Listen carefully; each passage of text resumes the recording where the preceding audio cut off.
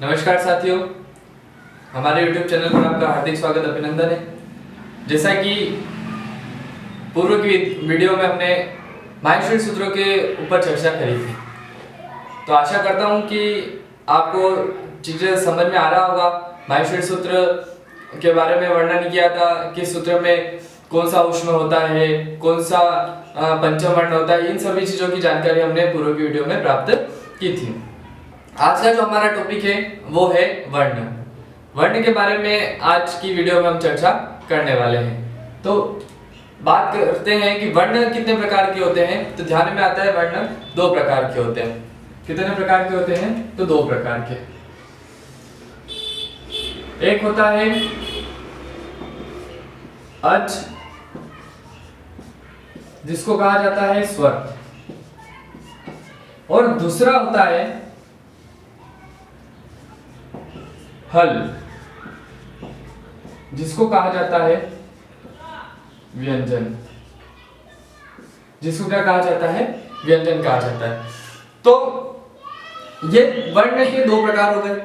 स्वर भी हमको जानकारी में है और व्यंजन भी हमको जानकारी में। स्वर को संस्कृत में कहा जाता है अच और व्यंजन को संस्कृत में कहा जाता है हल। शुरुआत करते हैं अच से। अच स्वर होते क्या है उसके बारे में बात करते हैं। अच जो जिनका बिना किसी सहायता की उच्चारण किया जाए वो क्या कहलाते हैं? तो अच कहलाते हैं। इसके बारे में थोड़ा सा लिख देते हैं। जिनका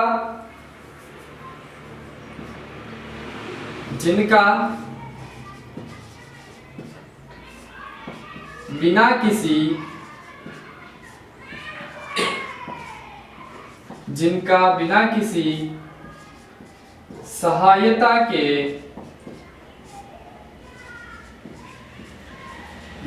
सहायता के उच्चारण किया जाए क्या कहलाते हैं? अच या स्वर कहलाते हैं। जिनका बिना किसी सहायता के उच्चारण किया जाए क्या कहलाते हैं? अच कहलाते हैं। तो अच के कितने प्रकार है? तो इसके तीन प्रकार होते हैं। अच भेदा त्रयः। अच भेदा त्रयः। अच भेदा त्रयः। कितने भेद है? तो तीन भेद है। इसका एक सूत्र है अकालो। इसका सूत्र है क्या है? उकालो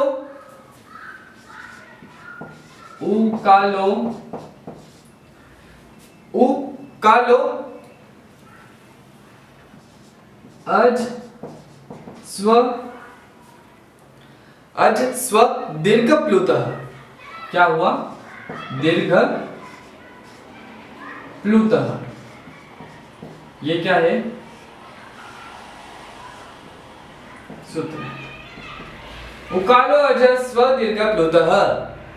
क्या बोला जाएगा? उकालो अजस्व दीर्घ प्लुतः। मतलब अज तीन प्रकार के हैं। कौन कौन से? तो एक तो हुआ कौन सा? पहला देखें तो पहला है हमारे पास ह्रस्व, दूसरा दीर्घ और तीसरा कौन सा है? तो प्लुत। आया साथियों ध्यान में कि अच भेदा त्रयः उकालो अजस्व दीर्घ प्लुतः। तो कौन कौन से हुए? एक हुआ ह्रस्व, दूसरा हुआ दीर्घ और तीसरा हुआ प्लुतः। ये तीन भेद किसके हुए? तो अच के हुए। अब चर्चा करते हैं कि विश्व स्वर जो है वो कौन कौन से होते हैं। ह्रस्व स्वर कौन कौन से होते हैं? तो पहला लिखते हैं अपन ह्रस्व स्वर।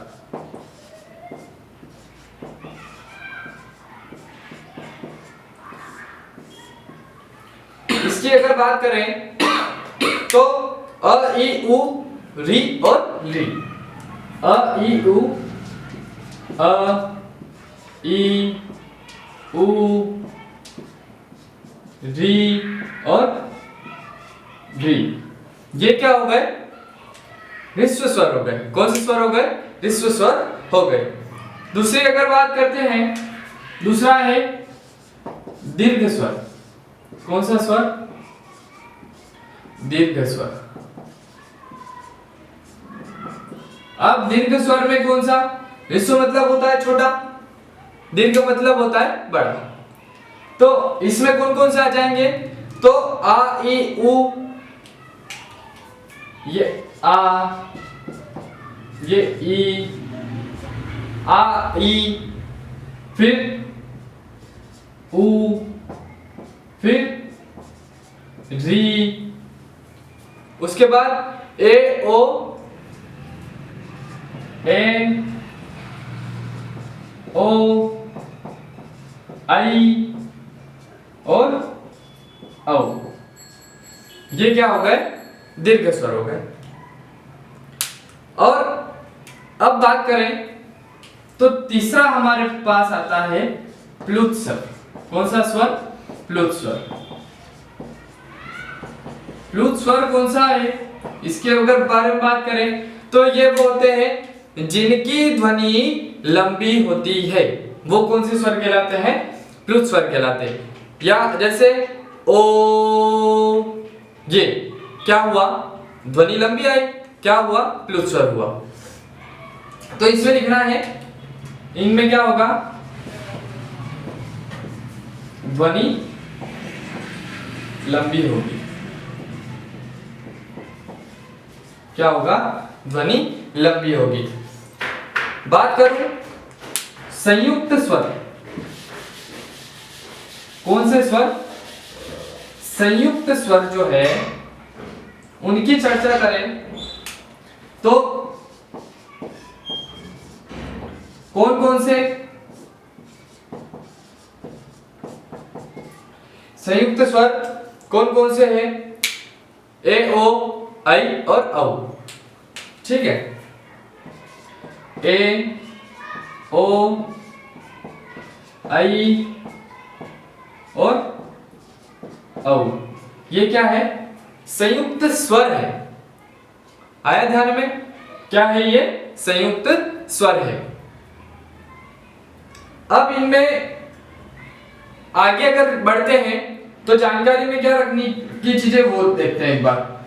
क्या है कि ली जो है ना, इसका कोई भी दीर्घ नहीं होता है। तो इसमें लिखते हैं धी स्वर का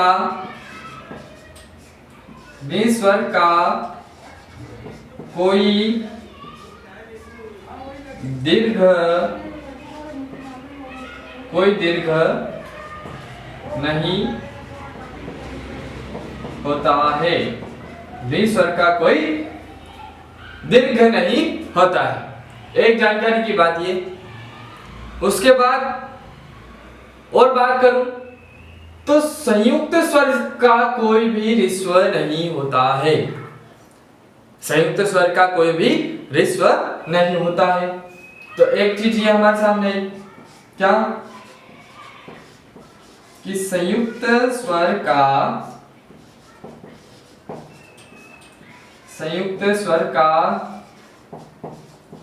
कोई ह्रस्व नहीं होता है।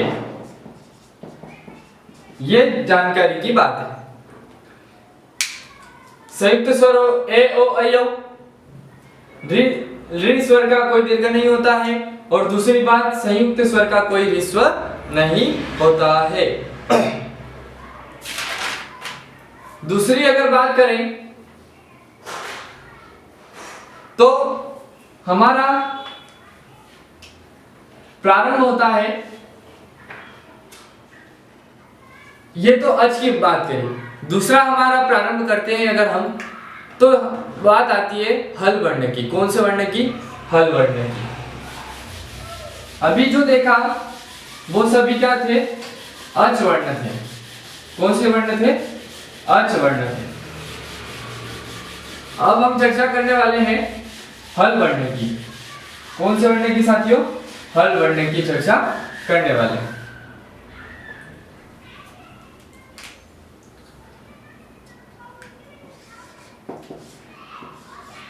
हल वर्ण,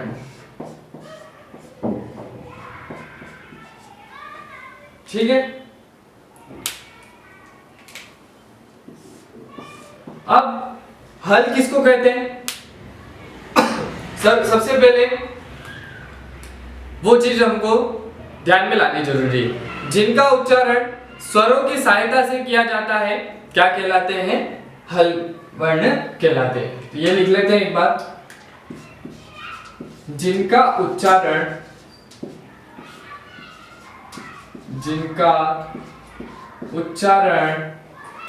किसकी सहायता से किया जाएगा? स्वरों की सहायता से। जिनका उच्चारण स्वरों की सहायता से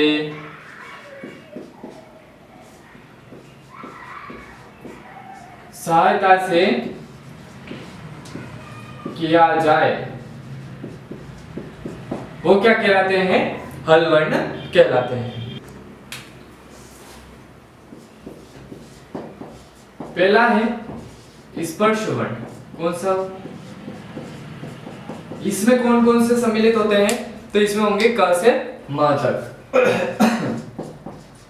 क से म तक। दूसरा हमारे पास है अंतस्थ। कौन सा है? अंतस्थ।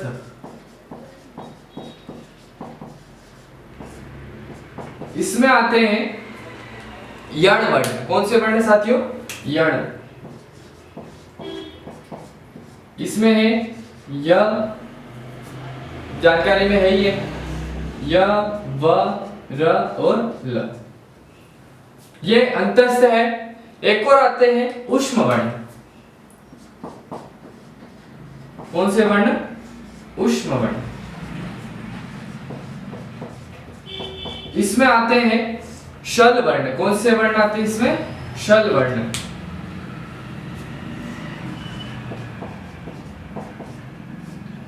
इसमें है श, स और ह। ये क्या है? ऊष्म वर्ण है, ये अंतस्थ है और ये स्पर्श है। अब बात थोड़ी सी जानकारी बता देता हूं मैं आपको कि पाणिनि जी के मतानुसार स्वरों की संख्या कितनी है? 21 या 22 है। ये लिख लेते हैं एक बार, पाणिनि मतानुसार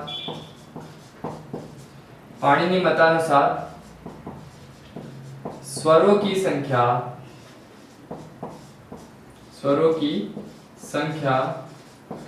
कितनी है? 21 या 22।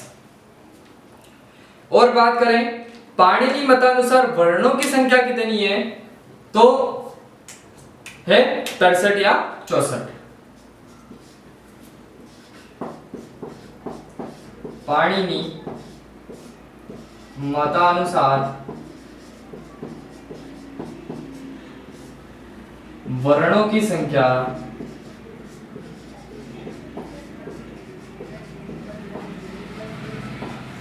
कितनी है?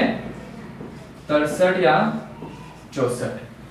तो साथियों ये हमारा जो वर्ण टॉपिक था वो यहाँ पर समाप्त होता है। इसी टॉपिक के बाद नेक्स्ट हमारा जो टॉपिक रहेगा वो रहेगा उच्चारण स्थान। ऐसे ही संस्कृत के जानकारी के लिए, ग्रामर व्याकरण की जानकारी के लिए हमारे चैनल से बने रहिए। बहुत बहुत धन्यवाद।